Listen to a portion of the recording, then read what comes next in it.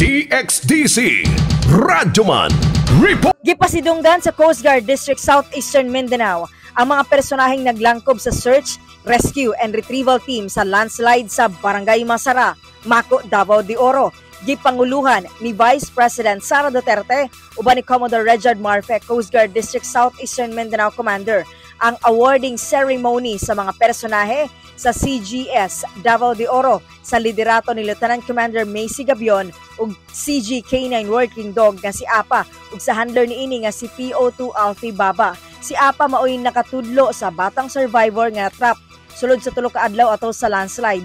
Gipasidunggan usab ang mga Coast Guard Working Dogs gikan sa Coast Guard District Southwestern Mindanao ug Coast Guard District BARM nga sila Britney ug handler nga si CGPO2 Miguel Ianego Jr., tipa og handler niining si CGPO1 Renelio Larion ug Ivy ug ang handler nga si CGPO2 Anjur Yusop. Nagpasalamat ang Coast Guard District Southeastern Mindanao sa tanang manitabang sa search, rescue and retrieval operations sa Masara. Kasama mo sa balita ug serbisyo publiko. Radyoman Aimee Ganita, Tatak RMN.